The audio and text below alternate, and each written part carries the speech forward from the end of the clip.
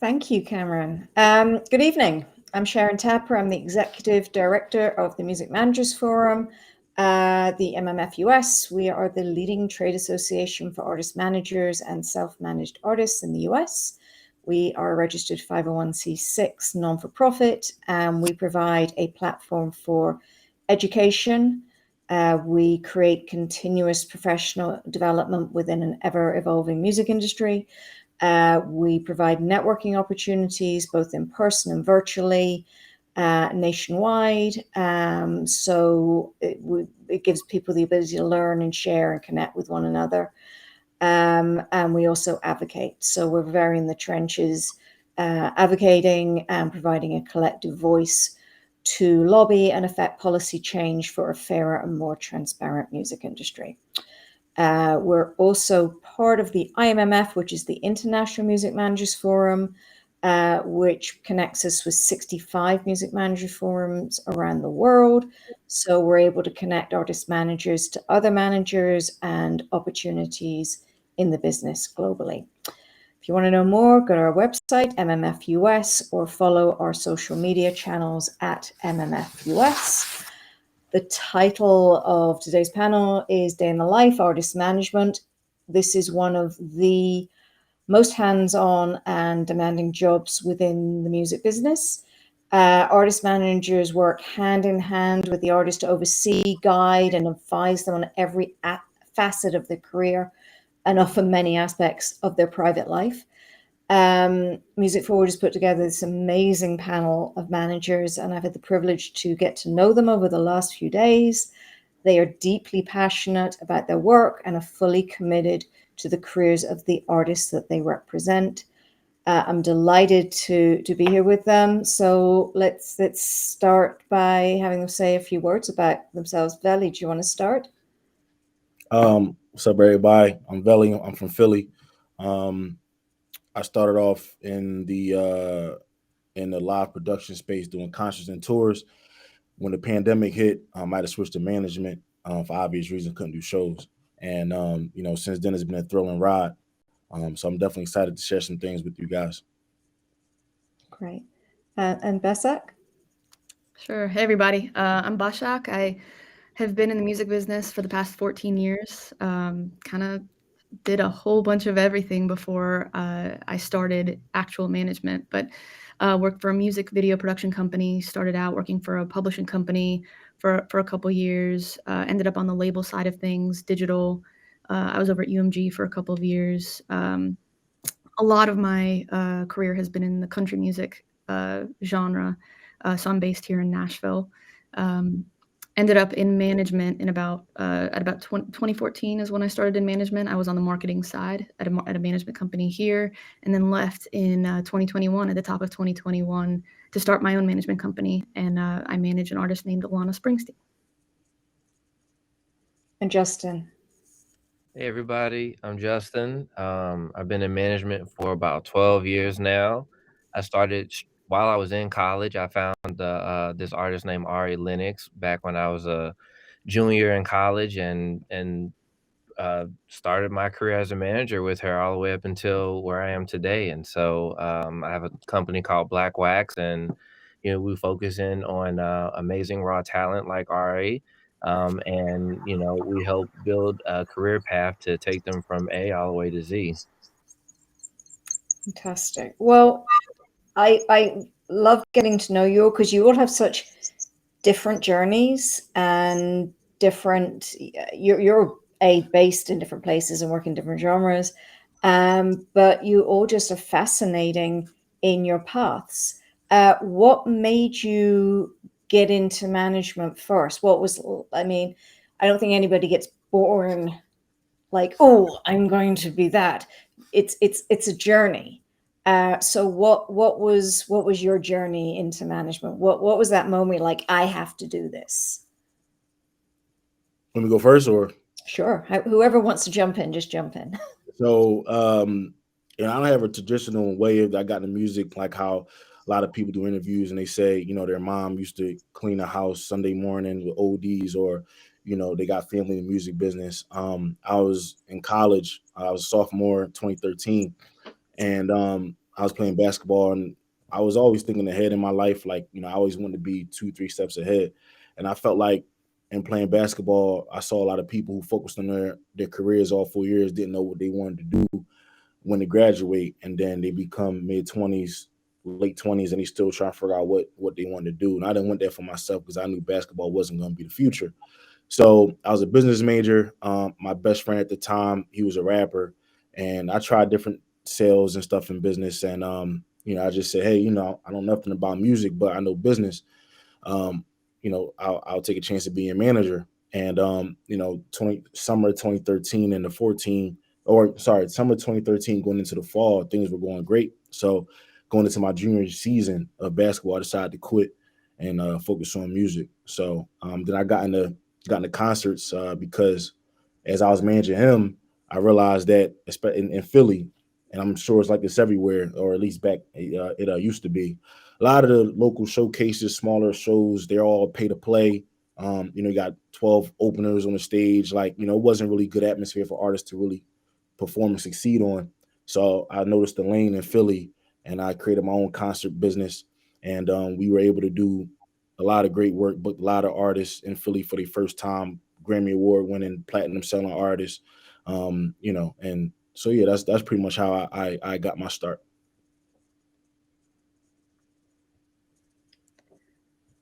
I'll jump in.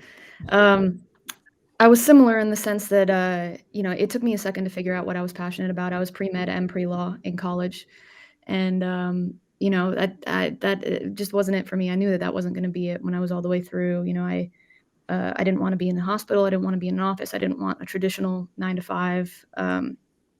And when I started thinking about it, music has always been my passion. It's always been what I love. I just, I never found any fire, any fuel, excitement on the performance side. That wasn't it for me. But I knew the power of music, and I knew what it had the ability to do for people. I think it's cheesy, but I think it can save lives. I think it can heal. I think it's a very, very powerful thing. And I wanted to be part of, the reason that music got to the people that it needed to get to. And, after you dig into it, after you figure out, how the business kind of sort of maybe works, you realize that, at the core of an artist's career is generally the artist and the manager. And I wanted to be able to guide an artist's career and to build superstars and to ultimately get music that I felt needed to be heard and stories that I felt needed to be heard out to the people that needed to hear them. So I had gone to high school for a few years in Nashville, and after moving away for college, I moved back to Music City. I had one connection that gave me an internship at a music video production company. And I just knew that I wanted to learn as much as I could about the business before I asked an artist to put their career in my hands. So, that's kind of the reason why I wanted experience in all these different facets of the industry. So publishing, digital, marketing, the label. I kind of got a little taste of all of it, and I'm really, really glad I did. I mean, it makes me a lot more of an effective manager now. But that was kind of my path. I mean, it took me a little bit longer to realize that I could kind of go off and do it on my own. I think that confidence is really important, but ultimately it all worked out exactly the way that it needed to. Yeah. And Justin? For me, Pre-med law. Where did you start? Where was your where did you think you were gonna go? Right. So I didn't really grow up listening to music as a kid. I was one of those kids that was outside rolling around in dirt and, playing cops and robbers and whatever. And I graduated high school and left my hometown, went up to DC to go to college, and I swore I was going to work in like some business corporation doing marketing or whatnot. So I started out my freshman year as a finance major, didn't really care for numbers, and I realized that, man, you can't really make money unless someone knows about you. So marketing is probably going to be super important. So I kind of shifted focus from finance to marketing, and my the end of my the end of my freshman year, my mom passed away from breast cancer, and left me some inheritance money. It wasn't anything too crazy, but I was just kind of trying to wrap my head around, like, man, what am I going to do to be able to like maintain being in DC and staying at. I went to Howard University, so to be able to stay at Howard University, and so I started throwing parties because a lot of people knew who I was, and from throwing parties and being able to bring a lot of the Howard community to my events, some artists started asking me to help market them, and I was like, all right, cool. Let me try to help market you guys with some of my events I was doing, and while throwing these events, I started losing money because I didn't really fully understand like the contractual side of things with these venues, and they kind of screwed me over, even though I was like throwing some really incredible parties. And so eventually, one of the artists I was helping market, they were asking me, "Why don't you just come help manage me?" So I was like, "All right, well, what does this entail?" And I looked it up and realized that, oh, if I go find you opportunities and help, expose your talent to the world and people are paying for your services, then I could just make money off of commission so I don't lose any money. That was my mentality. First artist I was working with was this kid named Greg Banks, who was a R&B singer from New Orleans. This was back in 2010. And during that time, he was one of the premium R&B singers down in New Orleans. He's actually responsible for, like, helping G-Eazy get his first, like, exposure out there. So if you really go back to the G-Eazy career, they have a record called Candy Girl that got really big. That was a G-Eazy record that Greg was on the hook for. And then, it was another record called Run Around Sue.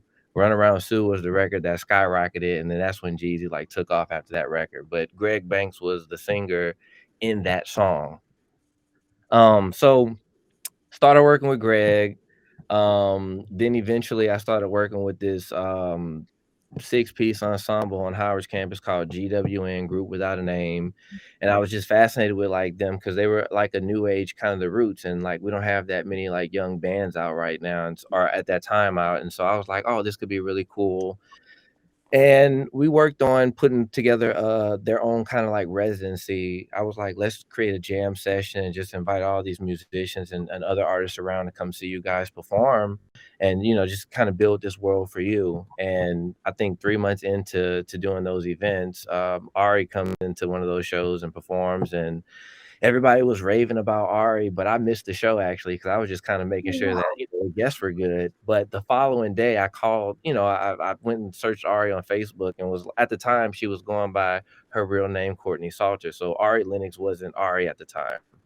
And so I found out her information on Facebook, reached out and said, "Hey, I heard you killed my show. What are you working on?" I'm doing this management thing. And I also had like relationship with this recording studio in DC that allowed me to, develop whatever artists I was working with at the time over there. So they would handle the cost of my recording. They would handle mixing and mastering, and the whatever cost I needed to actually create the product. And so I had Ari come in, and we did her first project called Ariography. And the first single was her record La La La, which then got re-released with Dreamville when she had signed on her project Pho. But that's kind of like how I jumped into management, was really because of the death of my mom and trying to figure out how to put money. And then eventually I just kind of like fell in love with the idea of like working with artists and being able to just find opportunities for them, and help, shed light on their talent. And, the more I grew working with these artists, the more I got curious at learning how to be the best at what I'm doing right now. And so, I started researching a lot. When I graduated, I eventually moved to New York to go work and intern for a management company so I could learn the infrastructure of a bigger company. And the company was called Primary Wave. And so at that time, they had just merged with two management companies, Violator Management with Chris Lighty, who had Busta Rhymes and 50 Cent, and then the other manager was Blue Williams, who at the time had CeeLo Green when the Fuck You record was out. And so they had just merged, and I was like the first intern for this new entity, which was pretty fire. And so I learned a lot from those guys, and eventually when I left working for the company, Ari had just got signed to Dreamville, and so I just put all my energy into Ari and wanted to make sure that I executed the vision properly, working with the major label, being a young manager. And so I did that, and we dropped Shea Butter Baby, and things really worked out for us, and the hard work, that we were able to reap the benefits for that. And after we put out Shea Butter Baby, we decided to me and my partner decided to start a management company, and we called it Black Wax. And we started developing more talents, and that's kind of like where we're at right now with our chapter. I love how you've all brought, none of you really started in this like space, this music space. You've all kind of gravitated there naturally. You've all got incredible entrepreneurship and just, unrelenting, like figuring it out, how to make it work. And that's just what management is. It's just, if you get a wall, you figure out how to climb over it or around it. It's just making things work. And I love that you all have that so deeply rooted in who you are as humans. And that's why you're great managers, quite honestly. So I think that's amazing. What, obviously, this panel is day in the life. What does a day in the life mean for you? I mean, that's such an open-ended question. What in your role as a manager, what does that mean? What does that look like? There's definitely like no one day is the same. Like that's a common phrase, and that's true in music, especially as a manager. You wear so many hats. Obviously, other than multiple calls, meetings, all that stuff, which you deal with every day. I mean, I have different expertise by being on the road. So how you have some artists, now they have different type of road managers, tour managers. Like I carry all those hats. You know what I'm saying? So if I'm on the road, I'm handling all of that too. Whereas like advancing on top of the calls, emails, finding the money, finding different opportunities. We got different goals we got to knock down, stuff like that. Also advancing the shows. So make sure everything cool with production, hospitality, all the tech stuff, handling everything at the venue, as Justin was doing back in the day, handling all the guests, saying making sure everybody gets on time, lead the hotel, like all the itinerary, everything, pretty much handle. And, just being a manager is being that person, like you gotta be like an octopus. So it's like, you may wake up doing one thing, but you got 7, 8 different legs you got to handle. You know what I'm saying? And you got to be able to do all that, and be ready to do all that. So, it's definitely not no one set answer. It's just you got so many things you got to do, so many things you got to tackle, and also be prepared for any changes. Yeah. Right. Being fluid is such a skill. I think too also that culture is constantly revolving. So like you have to always be in the know of like what's happening right now and today. Like, yesterday TikTok was a thing. Today TikTok is, on the struggle with conversion. And so, what's gonna happen next. And so I think as a manager, also kind of being in the know of like, what the current conversation is in culture is very, very important to managing an artist and making sure they're keeping up with the times. Yeah. I mean, I totally agree. I think we're all on the same page about no 2 days ever being alike. And I mean, I think the thing about the way that I am approaching my company is, I think a lot of managers sign artists early, and they sign several artists too early, I think. In my case, I knew that I wanted to kind of really focus in on one artist, get them off the ground, really build it intentionally, strategically, with purpose, and then scale from there. I didn't want to kind of diversify too soon or put multiple eggs in multiple baskets. I mean, I view it as an artist putting their life in my hands, and I feel very strongly about that. And so when I left the management company that I was at for 7 years and started 18 Company, Alana, my artist, my sole artist right now, came with me, and we have been hand in hand working on this together, building this together from nothing, from scratch, for the past 2.5, 3 years. So for me, it's looked maybe a little bit different than it might for some other managers. Everyone's path and career is different, but I've been involved in the micro and the macro with her, and I've thankfully had the ability to, because she's my only artist for the past 3 years. So in a span of 24 hours yesterday, I met with the head of our label here in Nashville and sat down and talked about what's next. Talked about radio. Talked about very top level how we take the next step in her career. And I was also talking to her about the coloring and the tone of a TikTok post that needed to go up to promote a song. And we went back and forth on, is it too cool? Is it too warm? So, and everything in between. So, for me, it's very important for her to be, firing on all cylinders and operating at an elite level personally in order for her to be able to do what she does. I mean, I've been traveling with her, I've been touring with her. So we've been out and, on the road for the past, 6 months, back a day, 2 days, and then back out. And that time on the road has given me a chance to really do my job really, really well because I'm with her all the time and we get to talk, brainstorm, scheme, all the things. But everything from,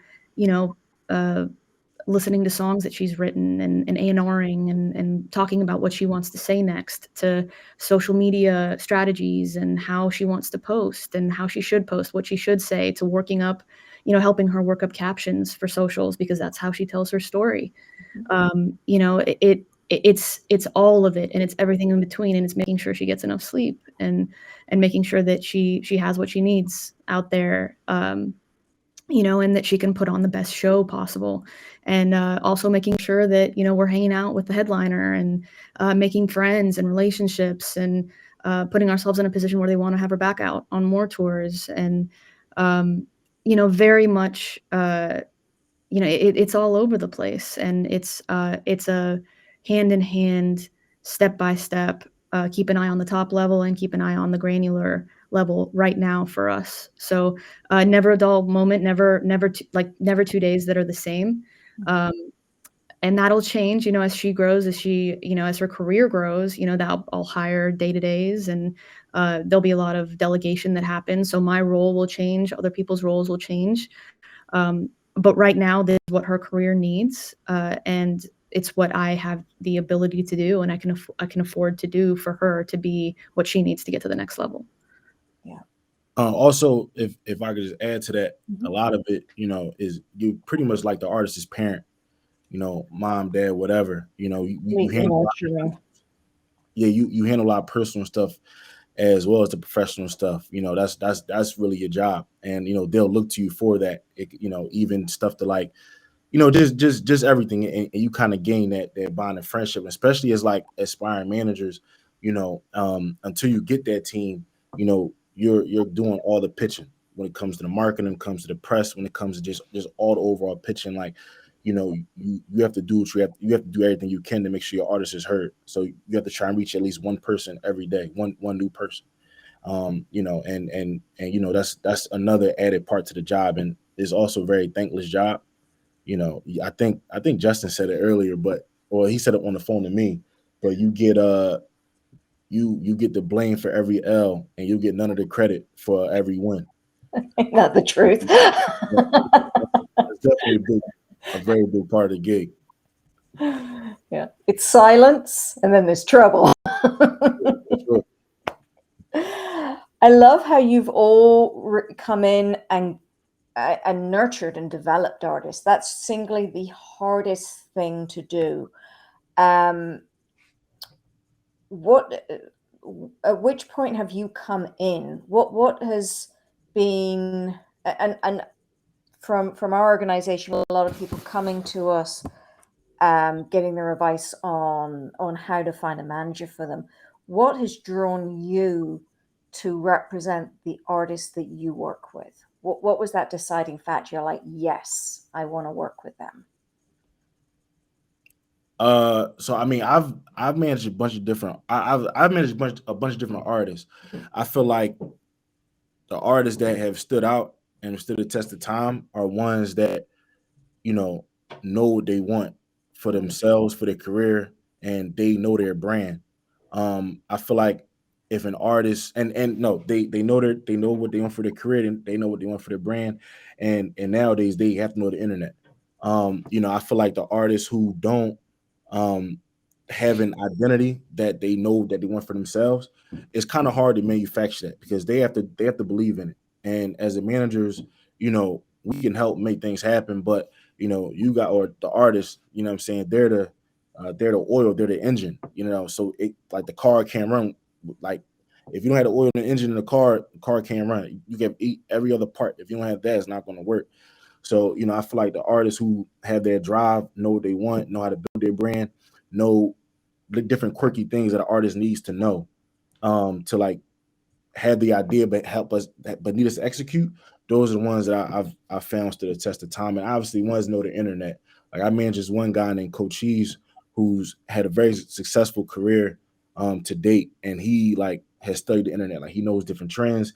He knows, like, what the fans would want to hear, or what they want to, or how certain posts will go up. And that's helpful, because I'm not, I've been very successful as a manager, but I'm not a guru, and I don't try to be a guru. Because at the end of the day, no matter what anybody does, is up to the consumers, up to the fans. And so when you know that, and you study the fans as an artist, it gives you a better chance of winning. For me, I've always loved songwriters. I don't know that I'm ever going to manage anyone who's not a songwriter. That's something that's really important to me. I think songwriters are storytellers, and I love working with songwriters and building a career from that place. So that's kind of a starting place for me sometimes. And also, uniqueness, finding artists that have either something different to say that only they can say, or that they have a way to say something that's already been said in a very different way, in a way that it hasn't been said. So, especially nowadays, there's so much noise. There's so much music coming out. I think I was looking at a stat yesterday, and it was like 150,000 uploads a day to Spotify, or something like that is where they are. How do you break through that noise? And I think you have to be very recognizably unique, and find an audience out there that hasn't been spoken to, that doesn't have someone that's saying what they need to hear. So for me, it's very much that. And Veli's absolutely right. That stands true for me too. Like, you have to understand, have a very deep understanding of who you are, and what you want to say. It's a top-down thing. I can support and lift and add and amplify anything that you are doing or that you want to do. But what I can't do is create what you want to say and expect it to do anything worthwhile. Right. There's a reason I'm your manager, and I'm not the artist. My job is a support role. This is a service job. Like, it's a service industry. As far as the music industry is concerned, we're all in the business of serving, right? The artists are serving the audience, the fans. Managers, we're serving the artists, and everything in between. So that's definitely the way that I look at it. And for me, it all comes down to passion. It comes down to me believing truly in what this artist stands for, what they have to say, and willing to bet my house on on them and that story, and telling that story. And Justin, what made you what drew you into something like Ari, for example? It really comes down to a voice. I check out a voice first, because I'm really big on the A&R side of things when it comes to any client that I'm working with, and so I always look at, all right, what's replicable and what's not, and if you go find a unique voice, it's very hard to replicate that voice with any song. But if you have a unique voice and they may not necessarily have the ability to write a record or whatnot, that's the beautiful part of having songwriters and producers around, so I can go and find the right records that make sense for this very unique voice. But fortunately for Ari, she writes all her records. So, but for me, it's about the voice and kind of seeing, like, is it going to be very hard for, the next label or wherever to go and try to replicate that, because we're in a day and age where everybody's copying each other now. So, I try to find something that's very hard to duplicate. Yeah, that's all really great sage advice, and what people need to do to it's less about us connecting somebody with a manager, more about the discovery of the artist by the manager. And I think the prior panel was right on. It's like, do what you do it great, and you will be found. And I think too, to that point, you might be asking for something a little bit more tangible, than abstract. Like, what are we looking for in an artist? I think it might be important to talk about how some of these artists were connected with us and vice versa. I think for me, it always comes down to relationships and people that I trust. There are a billion artists out there all the time that are reaching out, going, listen to my music. I'm not going to be able to listen to everything. It's hard, to filter through everything and find something that you are going to resonate with, or that's going to resonate with you. In my case, there was Alana was signed to a publishing company, and I knew someone there, and they had been trying to find a way to work with me and with the management company that I worked with, and they were like, listen, take a look at this artist. She's special. Let me know what you think. And at the time, she was like 17 or 18, and I saw the photos, I listened to the music, and I was like, it feels a little early. I feel like I know where it could potentially go, but keep me updated. Send me the next batch of songs and the next batch of marketing photos, everything. They sent me the next batch, and it immediately clicked for me. I mean, I saw exactly the direction she was going. There was one song in particular among a batch of songs where I was like, if she can do that, with the resources that she has right now, there's something insanely special here. And we met. I wanted the meeting, and right around the time that I took a meeting with her, I think she was meeting with Scooter Braun as well, and people were starting to, I think, take note. And I met with her, and immediately clicked. It just immediately clicked for me. I knew she told me exactly what she wanted for her career. She grilled me. She was like, what's your personality? What do you think, like, based on what you see from my music, what do you think would be the next step? What's reasonable? What's a reasonable goal for me for the next year? And I asked her what she wanted to do and what her goals were. And she wanted to be a really successful songwriter, and she wanted to play stadiums, and she wanted to do all the things that I felt like I really knew how to do. And at the core of it, I really loved her music. I really loved her voice. I really loved the way that she wrote songs. It was very young. It was very fresh. It was written in a way that everyone her age, that people her age are talking right now. And I knew it would connect. And we connected, and we really saw eye to eye, personality-wise. I mean, I asked her what she was looking for personality-wise in a manager. Like, does she need someone that was really kind of calm, even keeled, like, go with the flow, or, what was she looking for? She's like, I hate confrontation. She's like, I need a fierce protector. I need someone that I know is going to be able to protect me and speak up for me and fight for me, because that's not what I'm good at. And I was like, you found the right person. That's exactly what I am. And when I believe in something, I have no problem fighting for something. I have no problem being a bulldog about it. In obviously the positive sense of the term bulldog, but we asked all the personal questions. It's very much dating, right? It's exactly how that would be. You're together more often than you are with your spouse, with your significant other. It's you have to belong. Professional marriage. Yes. It completely is. Yeah. 100%. So that's how we connected. Yeah. I'll definitely tell all the artists, who are looking for managers, we actually will find you. Just keep doing what you're doing, and, like, when you are ready to have a manager, we will find you, trust We me. will hear about you through all of the people that we talk to. It just, great people just bubble up. And I love that you've all discovered these artists in this way. Obviously, we're talking here to people who are younger, looking for their path.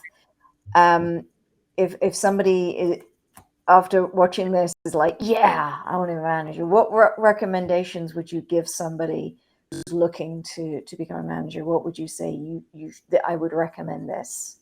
Where would you point them? So I got three things. First one, I think is very important to study the game. You need to look up, you need to find artist managers and execs that you that you look up to, and you got to study them, look at their podcasts, interviews, and just study what they did and their journey. And you can also look at different artists that you look up to or that you admire, and look up their managers, and what I'm saying, study them. I think it's always important to study the game, and then you have to be a sponge. You have to soak up the information. You have to be willing to be that fly on the wall and just study, observe, and just take the good and bad that you see and mold your own morals, values, and how you want to shape your own company. And then, I think the last thing, I think you just have to hustle. I feel like hard work is probably the first thing that gets you in a building. Other than obviously knowing somebody, that value of hard work, that's probably the first value proposition that you'll have when you get into the business.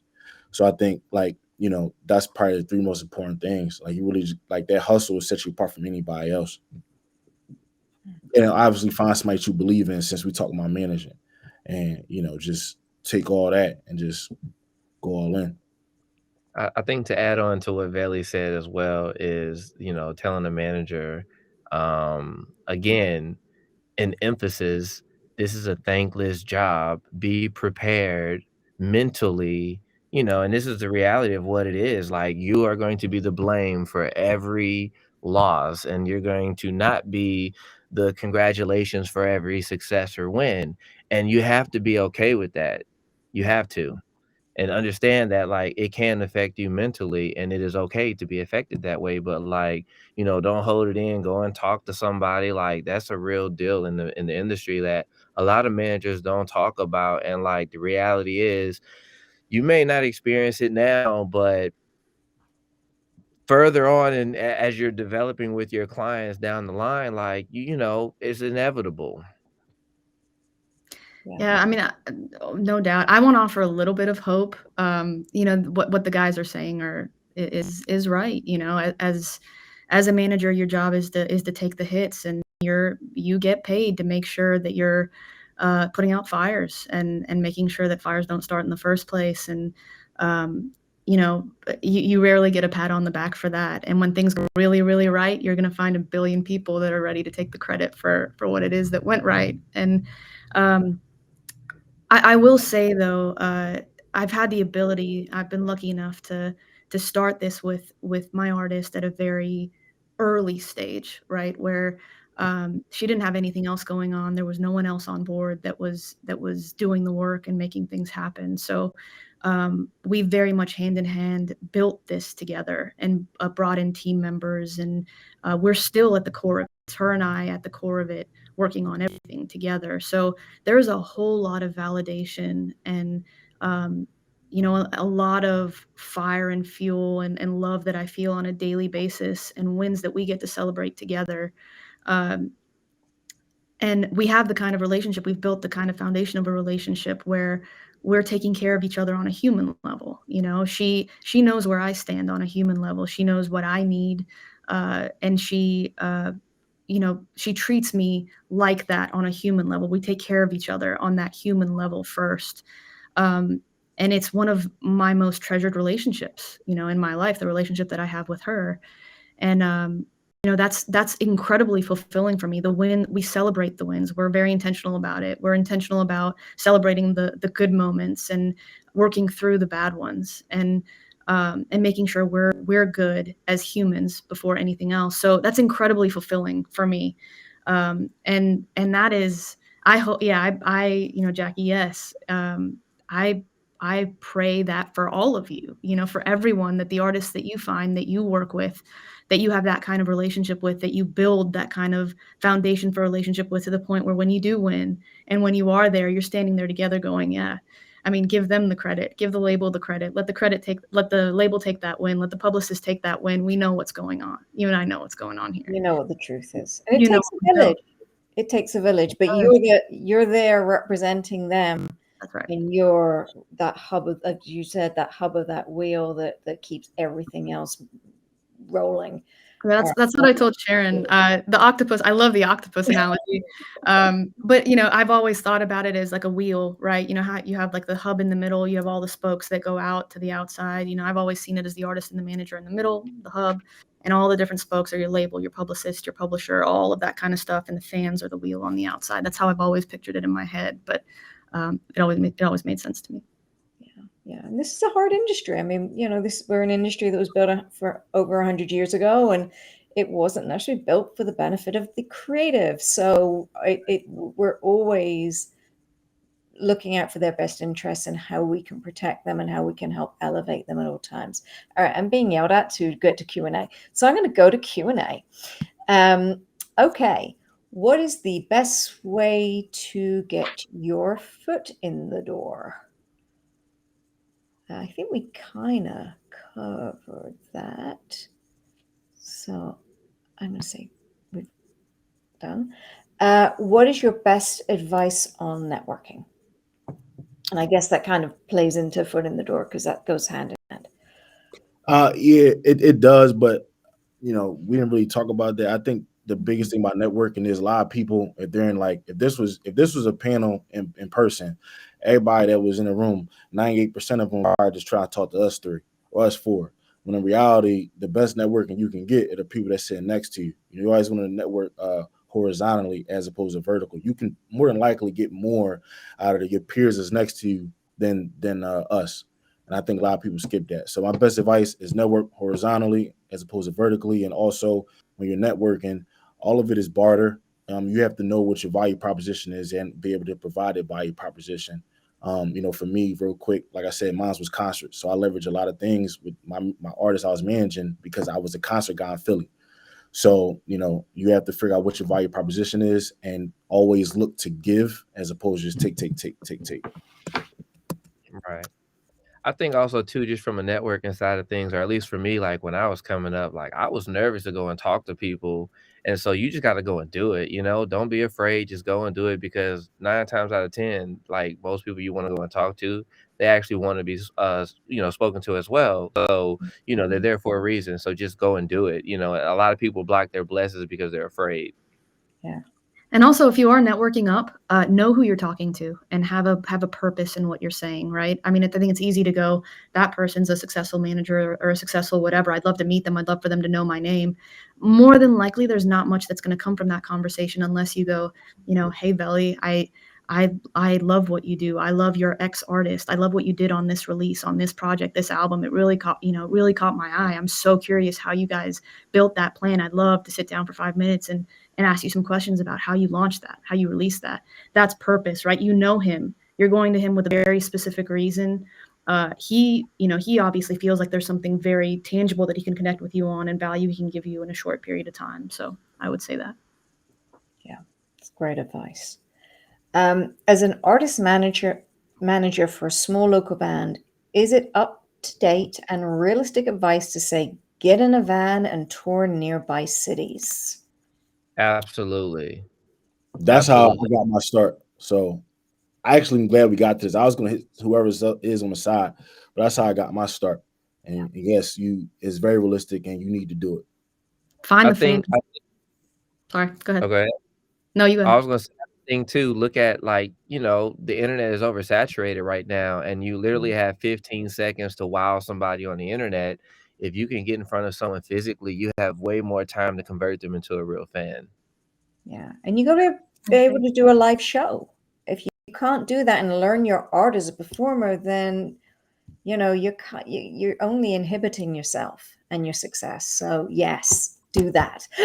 The reality is, if you find the fans with your artist, if you find the fans, you don't need anybody else. You don't need the label. You don't need anybody else. If you find those fans and your artist finds those fans, you're good. They will carry you for your career. Last point, everybody is hot on the internet today, and internet is a beautiful place, but there will be nothing ever like the in-person experience. So that's how you sustain a long-term career. So yes, you got to meet those people because those are the people who's going to keep the lights on for you. And know who they are and build your mailing list. There is nothing more important than that. Socials, fine, but that is different. You have to know who your fans are, and the simple act of getting their name, their email, their mobile, all of that way so you can maintain a connectivity is so important and should not be overlooked. What would you like to change about artist management? Oh gosh, that's an entirely separate panel. I'll tell you this, a brief version of that is more artist managers are now turning into artist partners, meaning that we're now building companies together and building the brand of that artist together as opposed to it being a work for hire rather. Amen. There's a lot that I think we could talk about as far as managers, how to approach artists, and I think that is changing. I know a lot of incredible managers that are approaching it all from the right place, but there's definitely the deals between artists and managers are very outdated, I think, and don't reflect the role that managers play in a lot of artists' careers. Like in most cases, your deal with your artist will be a certain percentage, and then they can leave you really at any time. Maybe there's a sunset, but that's only for a certain amount of time. And most things that you guys have built, this career that you've built together, maybe over a period of 10, 15 years, 20 years, the artist is off and running and they go and, make whatever they're going to make over the rest of your career, and you've got a little sunset and then you're done. So, yeah, I mean, that's partners is exactly right. That's definitely changing and needs to change. Yeah, that's the change. We're managers are now going to have retirement plans. Here for it. Here for it. The questions have just disappeared in the Q&A, so I'm going to take that as our cue to wrap this up. I have really enjoyed getting to meet you all. I love and just really respect all of your different journeys and the commonalities as well on how you roll as human beings. And I just want to thank you so much for your bringing your wealth of knowledge and your experience here today to impart that with everybody. And thanks to Music Forward to putting this together, and especially to Nick Meali for putting this crew together, which I think is awesome. So thank you. I hope I hope I get to meet you all in person at some point soon. Thank you, guys. Definitely. Thank Thank you. you.